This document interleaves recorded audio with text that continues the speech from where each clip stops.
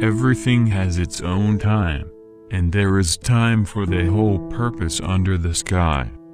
There is a time to be born, and a time to die, time to plant, and time to pluck up what has been planted, time to kill, and time to heal, a time to tear down, and a time to build, a time to cry, and a time to laugh, a time to mourn, and a time to dance, a time to scatter stones, and a time to gather stones, a time to embrace, and a time to withdraw from embracing, time to seek, and time to lose, a time to keep, and a time to throw away, time to tear, and time to sow, a time to be silent, and a time to speak, a time to love, and a time to hate, time of war, and time of peace. What advantage has the worker in it where works? I have seen the work that God has given to the children of men, to exercise them with. Everything was beautiful in his time.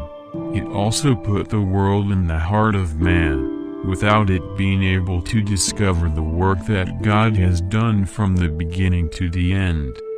I have already understood that there is nothing better for them than to rejoice and do well in their life, and also that every man should eat and drink, and enjoy the good of all his work. This is a gift from God. I know that everything God does will last forever, nothing should be added to it, and nothing should be taken away from it. And this makes God so that there will be fear before him.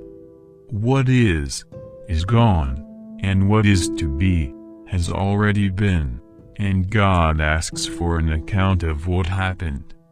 I saw more under the sun that in the place of judgment there was wickedness, and in the place of justice there was iniquity.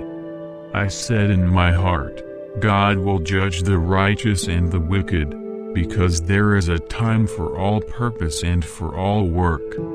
I said in my heart, as to the condition of the children of men, that God would test them, so that they might see that they are in themselves like animals. Because what happens to the children of men, this also happens to animals, and the same thing happens to them. As one dies, so does the other.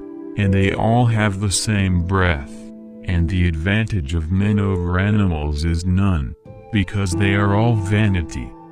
Everyone goes to a place, all were made of dust, and all will return to dust. Who knows that the breath of man goes upwards, and that the breath of animals goes down to earth? As soon as I have seen that there is nothing better than to rejoice man in his works, because that is his portion, for who will make him come back to see what will be after him?